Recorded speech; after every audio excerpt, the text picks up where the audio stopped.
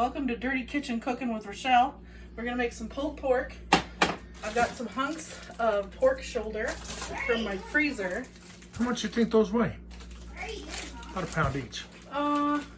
Yeah, maybe. I had cut them up previously. And Mom, what are you doing? why don't worry about what I'm doing. These are frozen, but it's okay because I'm just gonna throw them in my Instant Pot. By cut up, you mean they're already in chunks? They're already in chunks. Oh. This was one huge hunk with a bone when I bought it. And I cut it into 3 pieces. We used one piece for, what did we use that for? Oh, pozole. We made pozole. Okay, so this is a little bit problematic that it's this way, but it's gonna cook all together and it won't really matter. So I like to use these packets of McCormick slow cooker. McCormick slow cooker, sweet smoky pulled pork, and there's different varieties.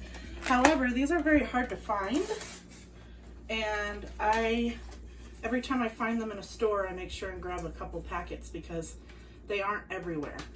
So that can be problematic for me. We're gonna go ahead and put a little bit of Sweet Baby Ray's because I like it sweet. Or I don't know if I told you. Just your favorite flavor? It's my favorite flavor. Okay. Yeah, this is just original. Mm-hmm. I like original. And then what I like to do here is, oh, I didn't put any salt or pepper. We need salt and pepper. Oh, I forgot to get myself a glass of sweet tea. That's important. This was supposed to be step number 1. Darn right. Because I'm already hot. Because the whole 60 degrees. Where the hell's the salt? In the box. I don't know where the salts went, so we're just gonna put a bit of salt on here. We don't really need a lot because there's probably some in our McCormick, and pork is pretty salty too. And throw some pepper on there just because it's good. And we're running low on garlic powder. That means we'll have to go to Sam's Club eventually.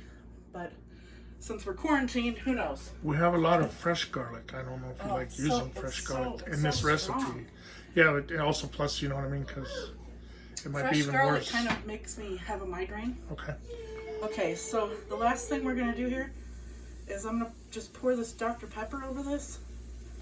And even though it's going to the bottom because my pork is frozen, oh, I'm sweating. That's okay. How big is this soda was that? 12 ounces? This is a little one, 12 ounces. Okay. It wouldn't matter what size you use. I just like it for a little bit of sweetness. I like the flavor.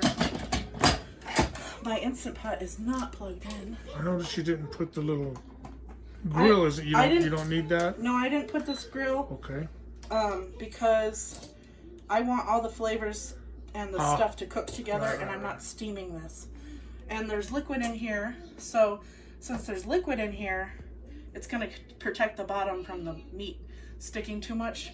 If I hadn't put liquid, I might have put the grill.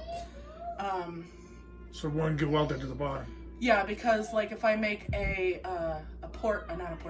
beef, if I make like a chuck, I'll just toss the chuck in there with spices, and so it would get welded onto the bottom. But this isn't going to because there's liquid. So if you don't have an Instant Pot, then you can use a crock pot. It all works just the same. It's just going to take longer. I'm going to push the meat button. I'm going to adjust it to, usually it's more, I should say more. And I usually do like 76 minutes because that's just, well, you know what? I'm going to do it longer. Oops, adjust. Maybe you're not. Needs to adjust. I'm going to do it longer because I have plenty of time. Because it's early in the day, so I want it to really just fall apart really easy, and it's frozen. So I'm gonna go ahead and set it for 90 minutes, and I'll close my little steamy thingy here. Makes it like a pressure cooker? It is a pressure cooker, Okay. yeah. So this is just going to do the work, and then later I've got buns, and we're gonna have pulled pork sandwiches. I will have to pick some of the fat off of this because pork shoulder or pork rump, is it pork butt? Pork butt. I call it pork butt, but it's actually shoulder. I like to call it pork shoulder because I don't personally feel like eating anything called pork butt or any kind of butt for that matter.